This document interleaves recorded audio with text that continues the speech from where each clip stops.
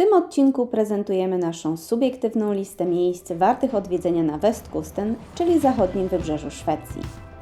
Westkusten to region geograficzny przynależący do cieśnin Skagerrak i Kattegat. To bezsprzecznie piękne i warte odwiedzenia miejsce, pełne skalistych wysepek, morskich atrakcji i zapierających dech w piersiach widoków. Nasza lista zawiera te miejsca, które sami odwiedziliśmy i uważamy, że są warte polecenia. Lista nie jest kompletna i co więcej otwarta. Nie zwiedziliśmy jeszcze całego zachodniego wybrzeża i kiedy pytaliśmy się znajomych o polecajki, dostaliśmy ich tak dużo, że zabrakłoby nam nawet 10 odcinków na przejście przez nie wszystkie. Dlatego wybraliśmy te, które naszym zdaniem warto odwiedzić. Pod koniec powiemy też, kiedy najlepiej wybrać się na Westkusten, żeby uniknąć tłumów i wysokich cen. W opisie filmu umieściliśmy dokładne lokalizacje oraz mapę.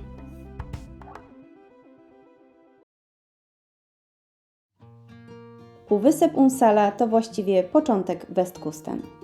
Swoim urokiem nie może dorównywać miejscom leżącym dalej na północ, ale nie można mu odmówić nastrojowości, atmosfery i swego rodzaju piękna.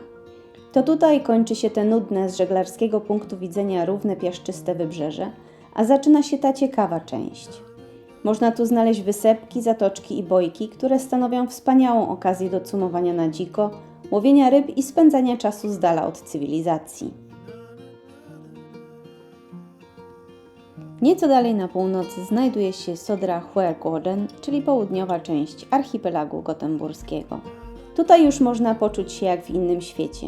Skały wyłaniające się z wody, odpoczywające na nich foki, malutkie porciki, samotne stugi na wydawać by się mogło opuszczonych wyspach to piękno tego archipelagu. Wyspa Styrsze oferuje miejsca postojowe w 2 portach niewiele od siebie oddalonych. Na wyspie znajdują się restauracje i sklep.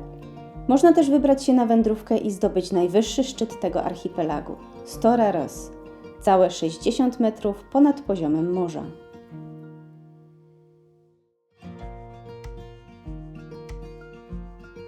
Powyżej Gotemburga rozciąga się północna część archipelagu ze swoją skąpą roślinnością, skalistymi brzegami i charakterystyczną architekturą.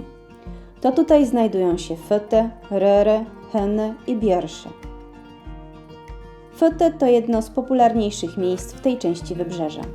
W czasach blokady napoleońskiej stanowiło centrum angielskiego przemytu. Porcik jest przytulny i poza sezonem nie ma problemów ze znalezieniem miejsca postojowego. Hönne to lokalne centrum atrakcji i biznesu. Tam też znajduje się dobrze zaopatrzony sklep. Port w Hönne jest już zdecydowanie mniej przyjemny, ale za to leży bliżej lokalnych atrakcji. Z kolei Röre kwitło w XVIII i XIX wieku podczas okresu Wielkiego Połowu Śledzia. Niestety odcisnęło to mocne piętno na tutejszej przyrodzie. Wszystkie drzewa, krzewy, a nawet korzenie wykopano na opał. Następnie zaczęto wydobywać torf, co sprawiło, że smagana wiatrem i deszczem ogołocona wyspa do dzisiaj boryka się ze skutkami grabieżnej gospodarki. Mimo to jest piękna i warta odwiedzenia. Björse natomiast nie oferuje żadnych miejskich atrakcji poza skałami, spokojem i lokalną przyrodą. Warto je sprawdzić i ocenić samemu.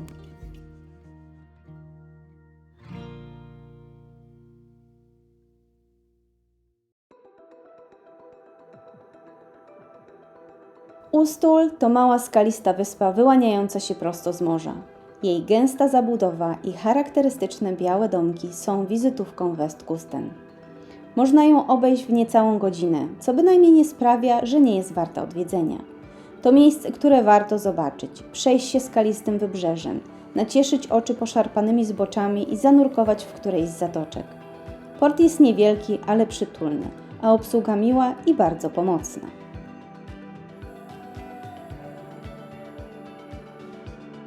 Region Skälkeron to znane miejsce hodowli muli. Można tu natrafić na podwodne farmy tych mięczaków. To też ciekawe i godne polecenia miejsce. Głębokie wody i strome zbocza budują nastrój i przepięknie się prezentują. Warto tu przypłynąć chociażby dla samych widoków. Bo czy to nie wygląda epicko?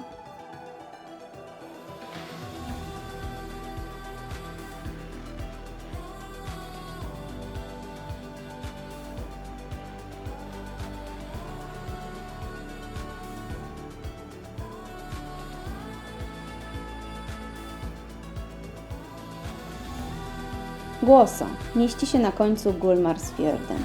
To malownicza wyspa otoczona dookoła niewielkimi wysepkami, które idealnie nadają się do odpoczynku, padlowania, kajakowania i łowienia ryb. Znajdziecie tutaj zarówno miejsca tuż przy skale, jak i bojki do cumowania. Jest gdzie pochodzić. Na jednej z wysp znajduje się sucha toaleta, a gdyby czegoś Wam zabrakło, niedaleko leży Lysekil, gdzie można uzupełnić zapasy i bezpiecznie zdeponować śmieci.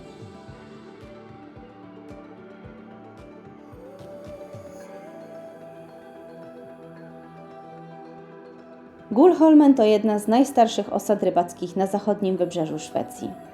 Jest połączona kładką z Hermano, na której na stałe mieszka dziś zaledwie około 80 osób, a większą jej część stanowi rezerwat przyrody. Samo Gullholmen jest przepiękne i naprawdę warto je odwiedzić. Port jest całkiem przytulny i daje dobre schronienie przed zachodnimi wiatrami.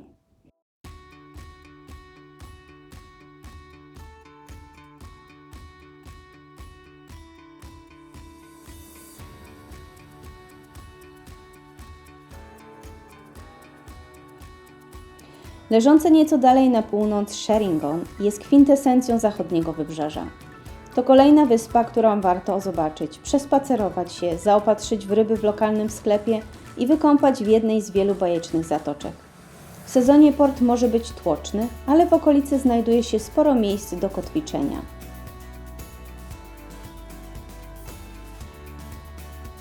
Krokan to niewielka wyspa, która nie leży wzdłuż zewnętrznej linii brzegowej Szwecji. Mieści się w fiordzie okalającym trzecią co do wielkości wyspę Orust. Krokan w większości porośnięta jest lasem, w którym jeżeli tylko pogoda pozwala, roi się od jagód. Dla miłośników spokoju i leśnych zbiorów to punkt obowiązkowy.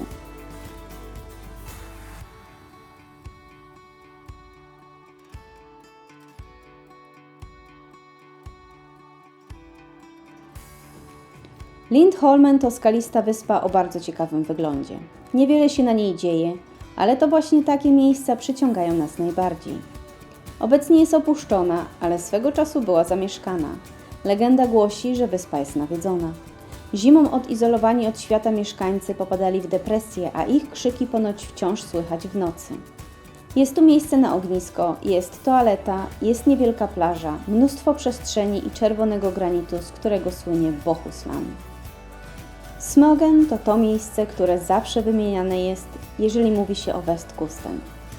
Zdjęcia z portu lądują na pocztówkach i są wizytówką całego wybrzeża.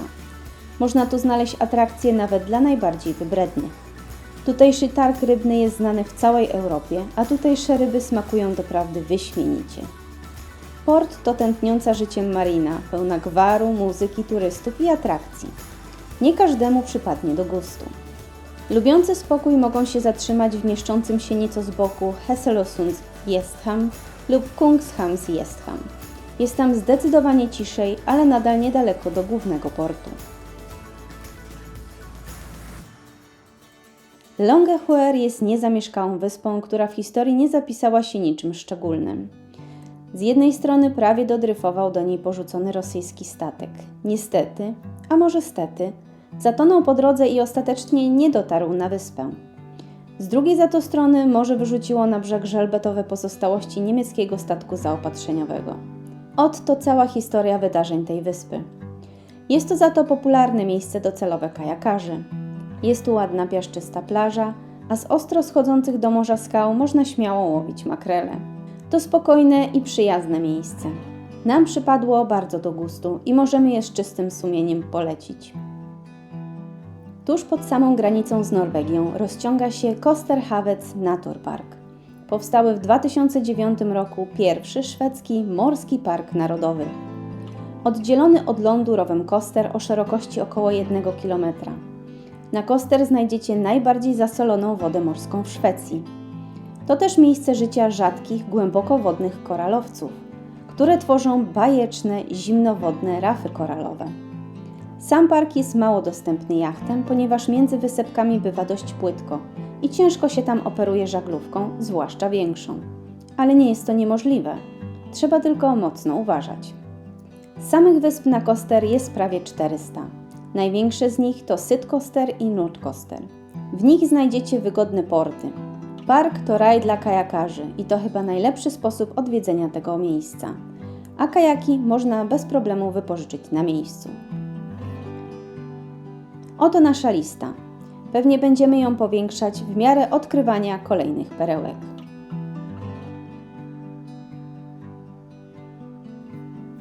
Jeżeli zaś chodzi o czas do odwiedzenia zachodniego wybrzeża, to najlepsza pora roku to koniec wiosny, początek lata. Czerwiec jest doskonałym miesiącem z racji długich i ciepłych dni.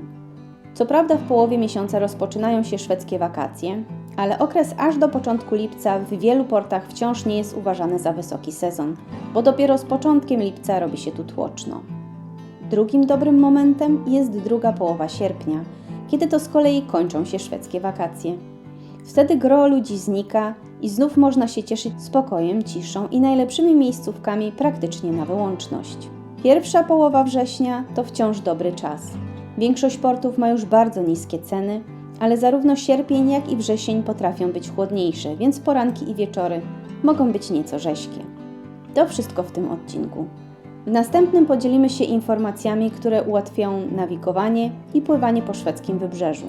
Od tego, jak najlepiej cumować, przez przydatne aplikacje, po to, w co naszym zdaniem warto się zaopatrzyć.